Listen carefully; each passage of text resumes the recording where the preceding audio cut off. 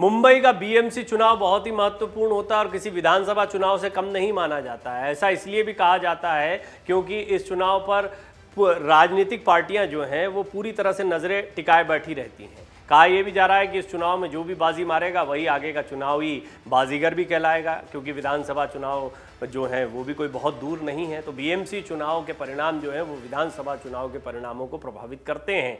विधानसभा चुनाव के जो परिणाम है वो लोकसभा चुनाव के परिणामों को प्रभावित करते हैं और सभी हम देख रहे हैं कि बहुत नज़दीक आ गए हैं। महाराष्ट्र की सियासी उथल पुथल भी जमकर जारी है। इसी चुनाव के परिणाम से आगे की बिसात बिछाई जाएगी। आने वाले दिनों में हिमाचल, गुजरात में विधानसभा चुनाव, दिल्ली में एमसीडी और मुंबई बीएमसी चुनाव होने हैं। ये कुछ बड़े चुनाव हैं जो आने वाले दिनों में होने वाले हैं और बीएमसी का सालाना बजट देश के आधे राज्यों के बजट से ज़्यादा होता है। ये देश की सबसे अमीर महानगर पालिका है। यहाँ पिछले 25 सालों से शिवसेना की सत्ता रही है। ठाकरे गुट का सबसे मजबूत गढ़ मुंबई रहा है। इस गढ़ को भेदना है तो बड़ी रणनीति की जरूरत होगी। एकनाथ शिंदे और राज ठाकरे को साथ लाने का बीजेपी ने एक मेगा प्लान तैयार किया है। क्या है बीजेपी की रणनीति और क्या राज ठाकरे के लिए बीजेपी ने अपनी सोच बना रखी है? क्या राज को साथ लाने के लिए बीएमसी चुनाव एक बहाना है? क्या बीएमसी चुनाव में राज ठाकरे या उनके बेटे को बड़ा पद दिया जाएगा या मनसे को ज़्यादा सीटें दी जाएंगी? यही हो सकता है। कुछ एक इस तरह के समीकरण बन सकते हैं। तमाम सवाल हैं, इस रिपोर्ट में जवाब जानने की कोशिश करते हैं। बीजेपी ने शिंदे गुट को मुंबई में अपने कोटे की सीटें राज ठाकरे के साथ शेयर करने की सलाह दी है। उत्तर भारतीय भारी तादाद में बीजेपी के सपोर्ट में वोट करते रहे।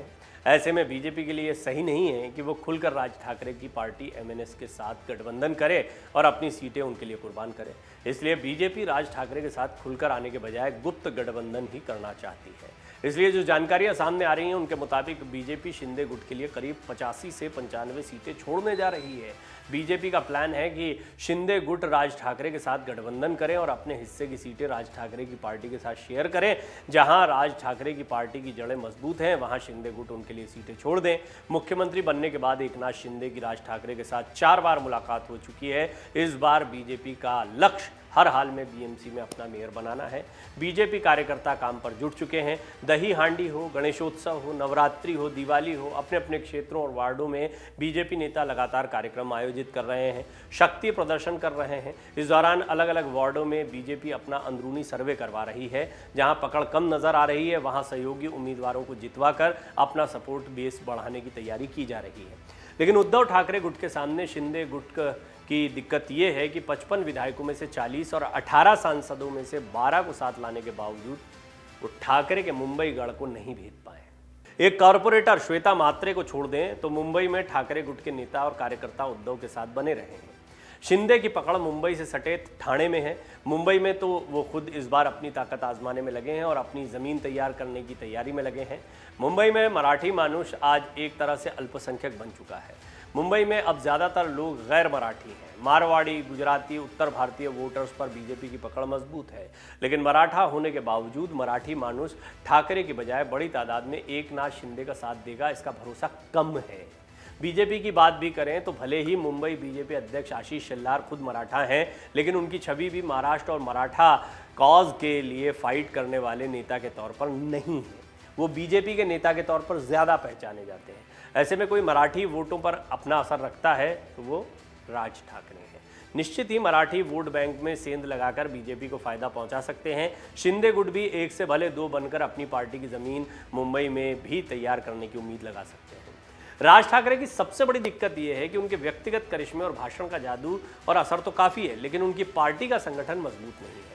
चुनाव जीतने का मैकेनिज्म नहीं है। अच्छे उम्मीदवार नहीं हैं जो जीतने का मादा रखते हों।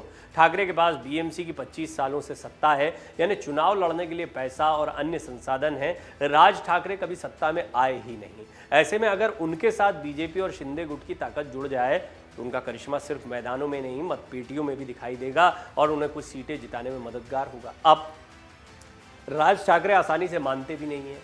राज ठाकरे को लाने के प्रयास तो हो चुके हैं। देवेंद्र फडणवीस, एकनाथ शिंदे लगातार राज ठाकरे के साथ उठक बैठक करते दिखाई देते हैं, लेकिन इसके बावजूद राज ठाकरे उनके साथ खुलकर आते नहीं दिखाई देते। कई बार नसीहत देते भी दिखाई देते हैं। और हाँ, उन्होंने सलाह बाकायदा दी कि अंधेरी उपचुनाव में अपना उम्मीदवार पीछे खींच लेना चाहिए। बाकायदा देवेंद्र फडणवीस को इसके लिए चिट्ठी लिखती। इस सब से ये तो स्पष्ट हो जाता है कि राज ठाकरे का झुकाव कहीं ना कहीं फडणवीस और शिंदे सरकार की तरफ है, लेकिन जब चुनावी गठबंधन की बात होती है तो यहाँ लाभ हानि भी देखा जाता है। आप उस बात को भी मत भूलिए, जब राज ठाकरे अपने कार्यकर्ताओं से बातचीत करते हुए स्पष्ट कह चुके हैं कि हम बीएमसी की सभी सीटों पर चुनाव लड़ेंगे, उनका ये कहना भर इस ओर इशारा करता है कि राज ठाकरे किसी भी गठबंधन के पहले अपनी ताल ठोकना चाहते हैं, वो अपने महत्व को बताना चाहते हैं। इस महत्व को बताने की सबसे बड़ी वजह ये है कि राज ठाकरे कहीं ना कहीं ये बताना चाहते हैं कि वो कितनी सीटों पर अपना प्रभाव रखते हैं। अब बेशक बीजेपी उनके लिए कुछ सीटें छोड़ दे या फिर शिंदे को कहे कि आप शेयर करें आपस में जहाँ जहाँ राज ठाकरे, लेकिन राज ठाकरे क्या मान जाएंगे? क्या वो शिंदे से सीटें लेने पर मानेंगे या बीजेपी उनको सीटें दे इस बात को मानेंगे, या राज ठाकरे अपना कोई फॉर्मूला रखेंगे? ये एक बहुत महत्वपूर्ण बात है। अमित ठाकरे एक बहुत बड़ा फैक्टर है, जो एक ऐसा फैक्टर दिखाई देते हैं जिनको लेकर बीजेपी और शिंदे गुट के पास एक एज दिखाई देता है कि हाँ, राज ठाकरे का एक सॉफ्ट कॉर्नर या राज ठाकरे मान सकते हैं। कुछ ऐसी बातें भी हो सकती हैं कि जहाँ पर थोड़ा सा झुकें राज ठाकरे भी। अब वो है कि उनके बेटे का करियर अब परवान चढ़ रहा है। एक तरफ आदित्य ठाकरे, उद्धव ठाकरे के बेटे दिखाई देते हैं, जो बहुत तेज़ी से राजनीति की सीढ़ियों को चढ़े, मंत्री भी बने, राजनीति की समझ भी ली है, जनता से संवाद भी कर रहे हैं, धीरे धीरे पार्टी को एक तरीके से अपरोक्ष रूप से वो संभालते भी दिखाई दे रहे हैं। तो निश्चित तौर पर उनका राजनीतिक भविष्य स्पष्ट दिखाई देता है। अमित ठाकरे पॉलिटिकली एक्टिव हैं, वो युवा विंग को भी देखते हैं मनसे की, लेकिन इसके बावजूद उनका पॉलिटिकल करियर परवान चढ़ना बाकी है। लेकिन ये वो दौर है जब राज ठाकरे अब बहुत ज़्यादा समय नहीं बिताएंगे, 10 साल से ज़्यादा का समय वो महाराष्ट्र नवनिर्माण सेना को खड़ा करने में बिता चुके हैं। अब एक दौर है जब शिवसेना के फूट के बाद एक बड़ा वोट बैंक उनकी तरफ भी निगाहें लगाए बैठा होगा, या कम से कम राज ठाकरे को तो ये लगता है कि कहीं ना कहीं ये बड़ा वोट बैंक, वोट शेयर उनकी तरफ शिफ्ट होगा, जिस मराठा वोट बैंक की बात हमने अभी इस रिपोर्ट में आपसे की है।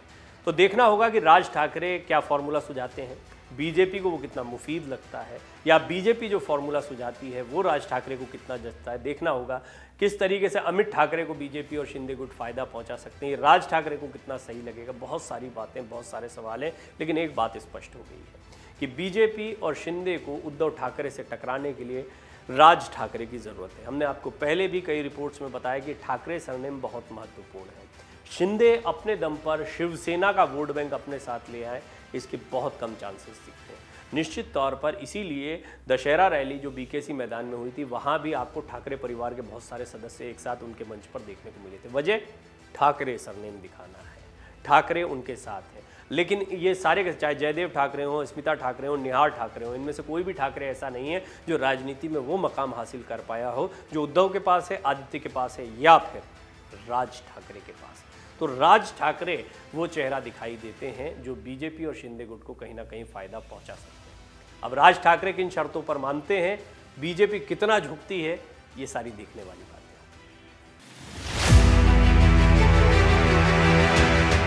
एक के बाद एक महाराष्ट्र के कई बड़े प्रोजेक्ट ट्रांसफर हो गए गुजरात को। सवाल तो खड़ा होगा ही, विपक्ष के पास में ये सरकार के खिलाफ, शिंदे फडणवीस सरकार के खिलाफ एक बहुत बड़ा मुद्दा है। क्या वजह है कि महाराष्ट्र के सारे बड़े प्रोजेक्ट्स गुजरात को दे दिए जा रहे हैं, और इसकी वजह से महाराष्ट्र में रोजगार की संभावनाओं पर कितना असर पड़ रहा है, ये भी एक बहुत बड़ा सवाल है। एक और मामला ऐसा ही सामने आया है जब एक और बड़ा प्रोजेक्ट महाराष्ट्र से गुजरात को शिफ्ट कर दिया गया है। निश्चित तौर पर एक बार फिर सवालों के घेरे में है सरकार। पूरी रिपोर्ट में समझते हैं कौन कौन सी योजनाएं, कौन कौन से ऐसे बड़े प्रोजेक्ट रहे जो गुजरात को ट्रांसफर हो गए, ताज़ा मामला क्या है, किस तरीके से विपक्ष अब शिंदे फडणवीस सरकार को घेर रहा है। टाटा एयरबस C295 परिवहन विमान परियोजना के गुजरात में जाने की घोषणा के साथ ही महाराष्ट्र की राजनीति में सियासी हलचल पैदा हो गई है।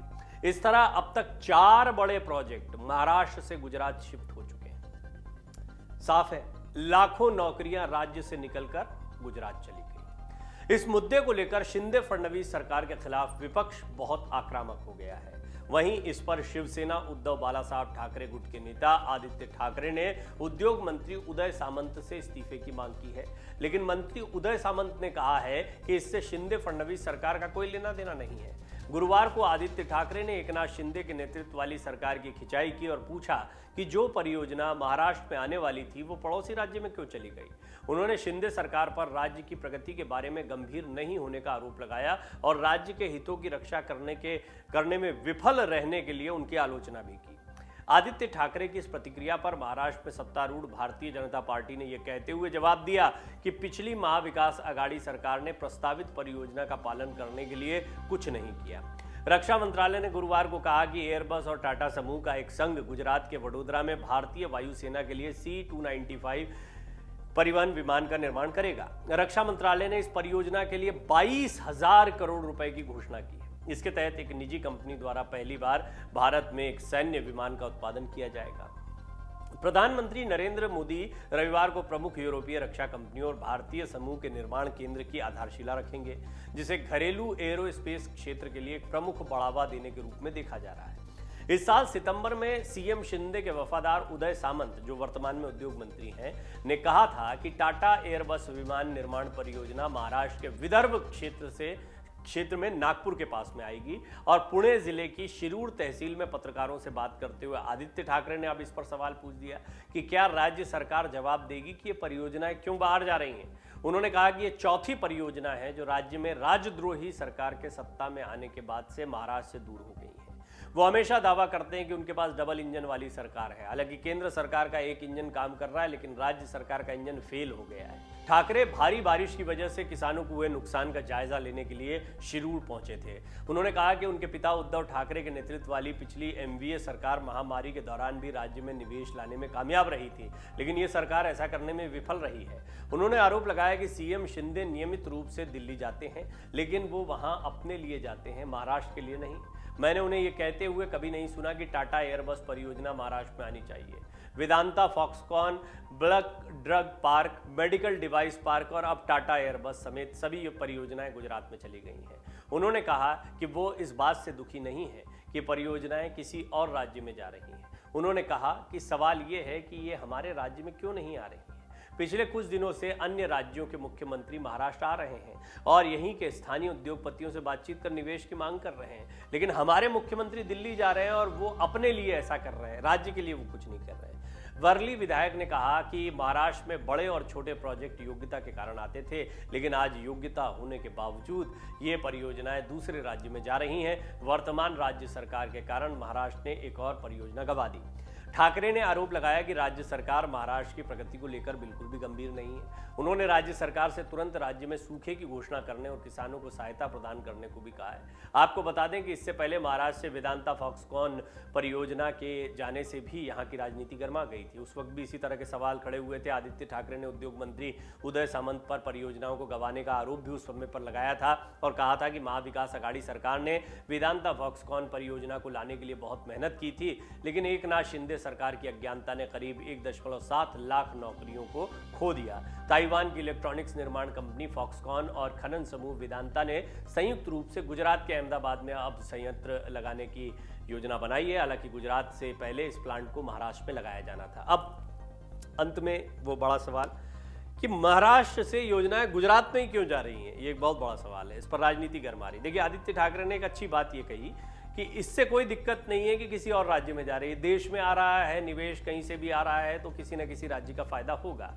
किसी अन्य राज्य में जाने से हमें शिकायत नहीं है। महाराष्ट्र में योजनाएं क्यों नहीं आ रही हैं और जो आ रही थी वो रोक क्यों नहीं पा रहे हैं, वो यहां से क्यों चली जा रही हैं, ये बड़ा गंभीर सवाल है। अच्छा, इस पर कोई स्पष्ट जवाब जो है वो अभी सरकार की तरफ से नहीं मिला है। सरकार ये कहती जरूर है कि इससे हमारा कोई लेना देना नहीं है, ये व्यवसायियों की अपनी सोच है, या फिर पुरानी सरकार पर भी वो कई बार आरोप मढ़ते दिखाई देते हैं कि पिछली एनडीए सरकार ने इसको लेकर कुछ नहीं किया और ये हमारे सत्ता में आने के पहले ही ये सारी तैयारियां हो गई थी। इस तरह के तमाम जवाब आपको सुनने को मिलेंगे, लेकिन एक दो बातें बहुत समझने जैसी, बड़ी महत्वपूर्ण है। देखिए, पहला कारण तो ये है कि महाराष्ट्र की राजनीति अस्थिर दिखाई देती है। किसी भी अस्थिर राजनीति वाले राज्य में कोई भी व्यवसायी बहुत फ्री होकर उद्योग नहीं लगा सकता है। उसको कहीं ना कहीं ये एक मन में संशय बना रहता है कि यहाँ पर अस्थिरता है और राजनीतिक अस्थिरता अभी भी खत्म नहीं हुई, आने वाले दिनों में क्या होगा कहा नहीं जा सकता, लिहाजा यहाँ पर लॉन्ग टर्म में कोई व्यवसाय करना नुकसान भरा हो सकता है। गुजरात में अभी ऐसी स्थितियां नहीं दिखाई दे रही हैं और बीजेपी यहां पर मजबूत दिखाई दे रही है, तो हो सकता है कि इस लिहाज से भी ये सोच रखी गई हो। दूसरी महत्वपूर्ण बात, गुजरात वैसे भी एक व्यावसायिक राज्य है, इंफ्रास्ट्रक्चर के लिहाज से देखा जाए तो वो अन्य राज्यों के मुकाबले, अगर महाराष्ट्र के मुकाबले देखा जाए तो बेहतर दिखाई देता है। तीसरी बड़ी बात ये है, जो कि एक राजनीतिक पहलू हो सकता है, कई राजनीतिक विश्लेषक मानते हैं और इसके बारे में पहले भी खबरें आई हैं या बात कही गई है कि गुजरात एक चुनावी राज्य भी है। महाराष्ट्र से क्या जाता है का उतना नुकसान या फायदा अभी दिखाई नहीं पड़ता जितना गुजरात में कुछ आने का फायदा दिखाई पड़ता है। गुजरात में बड़े प्रोजेक्ट आ रहे हैं या बड़े प्रोजेक्ट लग रहे हैं, ये गुजरात की सफलता को दिखाता है और गुजरात की सफलता को दिखाता है, न गुजरात की वर्तमान सरकार की सफलता को दिखाता है। लिहाजा इसका फायदा आगामी चुनाव में मिल सकता है। इस तरह की भी सोच बताई जाती है कि ये भी एक सोच हो सकती है। बहरहाल इस पूरे मुद्दे को लेकर महाराष्ट्र की शिंदे फडणवीस सरकार लगातार सवालों के घेरे में रही है। उद्धव ठाकरे गुट को एक बार फिर मौका मिल गया है। आदित्य ठाकरे आड़े हाथों लेते दिखाई दे रहे हैं और कह रहे हैं कि इन सवालों का जवाब देना चाहिए कि आखिर महाराष्ट्र के प्रोजेक्ट दूसरे राज्यों में क्यों जा रहे हैं। एक नहीं, दो नहीं, चार प्रोजेक्ट जा चुके हैं। दूसरे राज्यों में जाएं तो जाएं, हमारे पास प्रोजेक्ट क्यों नहीं आ रहे हैं? जो प्रोजेक्ट पहले थे उनको आप क्यों नहीं रोक पा रहे हैं? और यही सब कहते हुए उद्योग मंत्री उदय सामंत का इस्तीफा तक आदित्य ठाकरे ने मांगा है। आपको क्या लगता है? आपकी राय बड़ी महत्वपूर्ण रहेगी। आप जरूर कमेंट बॉक्स में अपनी राय लिखें कि आपको क्या लगता है कि महाराष्ट्र से गुजरात में ये प्रोजेक्ट क्यों जा रहे हैं। क्या ये महाराष्ट्र सरकार की एक असफलता को दिखाता है? आपकी राय बहुत महत्वपूर्ण रहेगी। आप अपनी राय इस सवाल पर जरूर रखें। महाराष्ट्र की राजनीति में बड़ा उलटफेर हो सकता है। सेंधमारी का एक दौर शुरू हो गया। सेंधमारी कुछ दिनों पहले भी हुई थी। 2.5 साल पुरानी उद्धव ठाकरे की सरकार रातों रात गिर गई थी। इस्तीफा देना पड़ गया था उद्धव ठाकरे को। बड़ी बगावत हुई थी और इस बगावत के बाद से ही उद्धव ठाकरे को संभलने का मौका नहीं दिया शिंदे गुट ने। लेकिन अब चुनौती का समय शिंदे गुट और फडणवीस के सामने आन खड़ा हुआ है, क्योंकि अब विधायकों को अपने साथ जोड़े रखने की बारी शिंदे की है। सबसे महत्वपूर्ण बात, इस सरकार को चलाए रखने के लिए बहुत जरूरी है कि जितने भी विधायक इस वक्त शिंदे के साथ गए उन सबको बरकरार रखना, साथ में रखना, संतुष्ट रखना। ये सिर्फ अब शिंदे की चुनौती नहीं है, फडणवीस की चुनौती भी दिखाई पड़ती है, बीजेपी की चुनौती भी दिखाई पड़ती है। महाराष्ट्र की राजनीति में कब किसके गुट में कौन सेंध लगा दे, इस पर कुछ भी नहीं कहा जा सकता है। सभी ने पिछले महीने देखा कि कैसे सीएम शिंदे ने शिवसेना प्रमुख उद्धव ठाकरे के गुट में सेंध लगाकर सत्ता हासिल की और अब कुछ ऐसा ही हाल शिंदे गुट में मंत्रियों के बीच में असंतोष के तौर पर पनप रहा है, जिससे यहां की राजनीति एक बार फिर से गरमाने लगी है। यदि ऐसा ही चलता रहा तो वो दिन दूर नहीं जब शिंदे गुट में उद्धव के समय जो कुछ हुआ था वैसा ही कुछ होता आपको दिखाई दे। दरअसल शिंदे नीत शिवसेना के विधायक अपनी ही पार्टी के मंत्री पर आरोप लगा रहे हैं। असंतोष को जल्दी दूर नहीं किया गया तो सत्ता पक्ष की मुश्किलें बढ़ सकती हैं। महाराष्ट्र के सीएम एकनाथ शिंदे समर्थक विधायकों ने अपने निर्वाचन क्षेत्र के विकास के मुद्दों को लेकर मंत्री गुलाब राव पाटिल पर आरोप लगाए हैं। एरंदोल के विधायक चिमन राव पाटिल का आरोप है कि मंत्री पाटिल विरोधी पार्टी एनसीपी विधायकों के क्षेत्रों के लिए फंड जारी कर रहे हैं, जबकि उनके क्षेत्र के लिए नहीं कर रहे हैं। सत्ता पक्ष के विधायकों के साथ सौतेला व्यवहार किया जा रहा है। पाटिल ने सीएम शिंदे से मंत्री के खिलाफ कार्रवाई की मांग भी की है। दरअसल चिमन राव पाटिल और गुलाब राव पाटिल के बीच पुरानी अदावत है। दोनों पाटिल एक दूसरे के खिलाफ आरोप प्रत्यारोप लगाते रहे हैं। जून में जब शिंदे गुट ने शिवसेना से बगावत की थी तब चिमन राव ठाकरे गुट के साथ ही थे, लेकिन जब उनकी उपेक्षा होने लगी तो वो भी शिंदे के पाले में आ गए थे। वो भी मंत्री बनना चाहते थे, लेकिन सीएम शिंदे उनकी इस मंशा को पूरा नहीं कर पाए और यही तो मुश्किल है। 40 विधायक आए, 40 के 40 तो मंत्री बनाए नहीं जा सकते। फूक फूक कर कदम रखना पड़ रहा है। मंत्रिमंडल विस्तार होगा, असंतुष्टों को जगह दी जाएगी। 9-9 का फॉर्मूला अभी बनाया गया, 9 बीजेपी के, 9 शिंदे गुट के। लेकिन क्या शिंदे गुट के सभी जितने भी असंतुष्ट विधायक हैं उन सबको मंत्री बनाया जा सकता? संभव नहीं दिखाई पड़ता। जिन जिन को नहीं बनाएंगे वो क्या करेंगे? नाराज हो जाएंगे। कुछ ऐसा ही हाल यहाँ पर देखने को मिल रहा है। एक छोटा सा उदाहरण है। अमरावती के निर्दलीय विधायक और सांसद नवनीत राणा के पति रवि राणा और प्रहार जनशक्ति पार्टी के विधायक बच्चू कडू भी आमने सामने आ गए। राणा ने कडू पर रुपए लेकर शिंदे का समर्थन करने का आरोप लगाया था। इसे लेकर कडू ने राणा को बयान वापस लेने को कहा है। उन्होंने चेतावनी दी कि यदि राणा ने ऐसा नहीं किया तो वो उनके खिलाफ कोर्ट में केस दायर करेंगे। विधायक कडू ने सीएम शिंदे और डिप्टी सीएम देवेंद्र फडणवीस से भी दखल की मांग की है। कडू ने कहा कि यदि गठबंधन सरकार के शीर्ष नेता ये मामला नहीं सुलझाएंगे तो उनके 8 समर्थक विधायक बड़ा फैसला लेंगे। ये बहुत बड़ी बात है। हालांकि हमने इससे पहले पिछली रिपोर्ट में आपको बताया था कि उद्धव ठाकरे के नेतृत्व वाली शिवसेना ने दावा किया था कि एकनाथ शिंदे के नेतृत्व वाली सेना के 40 में से 22 विधायक जल्द ही भाजपा में शामिल हो सकते हैं। ये दावा शिवसेना मुखपत्र सामना में किया गया था। पार्टी ने अपने साप्ताहिक कॉलम में दावा किया था कि एकनाथ शिंदे महाराष्ट्र के मुख्यमंत्री के रूप में भाजपा द्वारा की गई एक अस्थायी व्यवस्था। एक रिपोर्ट के अनुसार सामना के इस कॉलम में कहा गया था कि हर कोई समझ गया है कि शिंदे का मुख्यमंत्री पद कभी भी जा सकता है। शिंदे गुट को अंधेरी पूर्व उपचुनाव में एक उम्मीदवार खड़ा करना चाहिए था, लेकिन यह भाजपा थी जिसने इसे टाला।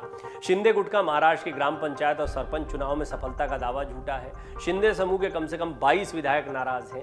इन विधायकों में से अधिकांश जल्द भाजपा में शामिल हो जाएंगे। इसमें आगे कहा गया है कि शिंदे ने खुद को और महाराष्ट्र को बहुत नुकसान पहुंचाया और राज्य उन्हें माफ नहीं करेगा। उद्धव नीत शिवसेना ने अपने मुखपत्र में दावा किया कि भाजपा अपने फायदे के लिए शिंदे का इस्तेमाल करना जारी रखेगी। तो वहीं इसी दौरान शिवसेना ने उप मुख्यमंत्री देवेंद्र फडणवीस की तारीफ करते हुए कहा था कि सरकार में शिंदे समूह के 40 विधायक हैं और सरकार सीएमओ के नियंत्रण में होता है, लेकिन सरकार के सभी फैसले उप मुख्यमंत्री देवेंद्र फडणवीस द्वारा लिए जाते हैं और सीएम शिंदे उन फैसलों की घोषणा करते हैं। कॉलम में आगे कहा गया कि शिंदे का महाराष्ट्र के सीएम के रूप में विकास में योगदान दिखाई नहीं दे रहा है। डिप्टी सीएम देवेंद्र फडणवीस हर जगह नजर आते हैं। शिंदे का दिल्ली में कोई प्रभाव नहीं है। वहीं फडणवीस मंगलवार को दिल्ली गए। मुंबई को स्लम से बाहर निकालने की महत्वाकांक्षी रणनीति के तहत धारावी पुनर्विकास परियोजना के लिए महाराष्ट्र सरकार रेलवे से जमीन के लिए रेल मंत्रालय से मंजूरी लेकर आ गए। ये बताने की कोशिश की गई कि देवेंद्र फडणवीस की ताकत ज्यादा, इसमें कोई दो राय नहीं।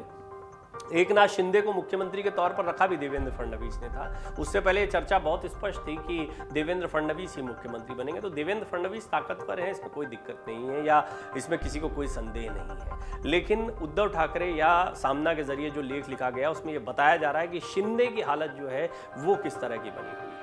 अगर जो दावा किया जा रहा है कि 22 विधायक बीजेपी में शामिल हो जाएंगे, बीजेपी के साथ चले जाएंगे, तो ऐसे में शिंदे गुट जो है वो बहुत छोटा गुट रह जाएगा। असली शिवसेना की लड़ाई को क्या सिर्फ एक चांस की तरह खेला जा रहा है कि जीत गए तो जीत गए, नहीं जीते तो बीजेपी का साथ तो है ही। लेकिन ऐसा होगा तो फिर बीजेपी में तो एक से एक दिग्गज नेता बैठे हुए हैं और फिर बीजेपी इन बागियों को वो ट्रीटमेंट नहीं देगी जो ट्रीटमेंट अभी तक मिलता रहा है। यानी सबको मंत्री पद चाहिए, सबको पैम्पर करना, एकनाथ शिंदे तक को मुख्यमंत्री का पद दिया गया। ये सब इसलिए क्योंकि सत्ता बनाने की चाबी अभी इनके हाथ में थी।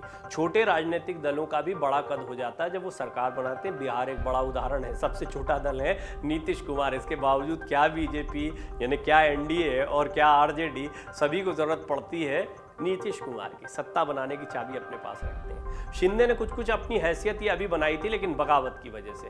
पर उनका कोई राजनीतिक दल इस तरह का नहीं है। उन्होंने तो ये कहा है कि शिवसेना ही है, हम तो पार्टी की अंदरूनी बात करते हैं। अब पार्टी की अंदरूनी लड़ाई इतनी आसान नहीं होती। पार्टी का एक बड़ा धड़ा अब भी उद्धव ठाकरे के साथ में दिखाई देता है। विधायक बेशक यहाँ पर है, अब यही विधायक टूटकर कहीं भी चले जाएं, चाहे बीजेपी के साथ चले जाएं या उद्धव ठाकरे की तरफ अगर कुछ विधायक रुख करते हैं दोबारा, तो शिंदे के लिए बहुत कमजोर होने वाली स्थिति बन जाएगी। बहरहाल आने वाला समय जो है वो शिंदे के लिए चुनौतियों भरा है, इस बात से इनकार नहीं किया जा सकता है।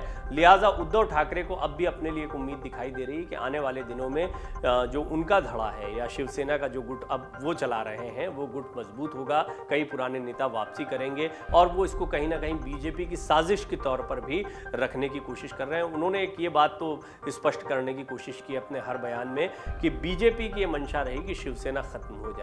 हालांकि बीजेपी अपनी राजनीति कर रही है। बीजेपी का ये कहना है कि उनके साथ दगा किया गया, सरकार चुनाव उनके साथ लड़ा गया, प्रधानमंत्री मोदी के चेहरे पर लड़ा गया, लेकिन सरकार बना ली गई कांग्रेस और एनसीपी के साथ में।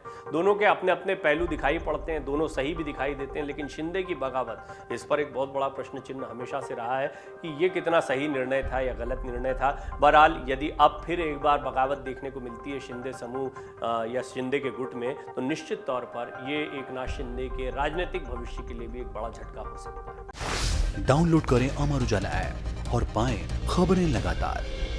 अगर आप ये वीडियो YouTube पर देख रहे हैं तो हमारे चैनल को सब्सक्राइब करें और बेल आइकन को दबाना ना भूलें। अगर आप Facebook पर ये वीडियो देख रहे हैं तो हमारे पेज को लाइक करें।